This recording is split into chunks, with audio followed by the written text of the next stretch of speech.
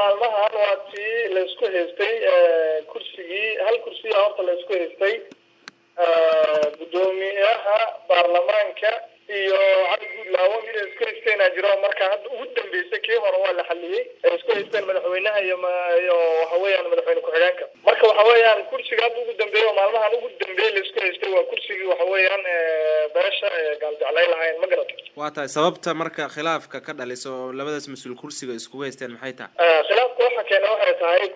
kursigaas markii hore tabeel ayaa haysatay beeshii marka haysatay ayaa beel kale kursigii ay u soo istaagtay ay dhahday kalkaan anaga hana la siiyo anaga qaadanayno marka sadarteeda maadaama Soomaaliya lagu qaybsanayo 4.5 ay hadana hoos u sii daadajiyeen waxa weeyaan kursigaasi beeshii marka uu tartami jirtay ayaa dhahday anaga qaadanayno adika waxa weeyaan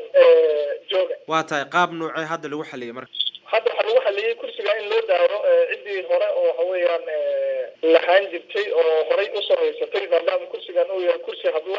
ay u tartamayaan waa tahay labadii beel isku haysatay marka raalli ma ka noqdeen oo qaabkan lagu heshiiyay iyagu raalli ma ka yihiin raalli way ka noqdeen oo waxay uga noqdeen maadaama la yidhiyay adika kursigani xaq ahaan uma lihidiin anaga iska leh waxa weeyaan tanaazul sameeya ayaga marka sidii u tanaazulaan ciddaan inay siiyaan way ku qanceen marka kursigaasi sida ayaa loo heshiiyey kursiga hore oo isku haysteen madaxweynaha madaxweyne ku-xigeenka oo u tartamay ninkii xanafi ahay iyo shacbaan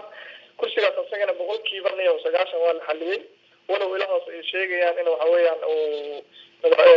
madaxweyne ku-xigeenka uusan 100% uusan raalli ahayn laakiin se lagu heshiiyey bal in la tartamo tartanka uu dhaco waxa weeyaan kadibna waxa weeyaan wixii soo baxa la fiiriyo qaabka iyo marka aad fiiriso doorasho nooca ayay kula eg tahay maanta ma la soo gabagabay karaa mise dib ay u dhici kartaa isleedahay haddaan fiirino doorashadaan inuu iska qabsi badan ka dhacay maadaama waxa weeyaan jiitan badan iyo weegyo hadda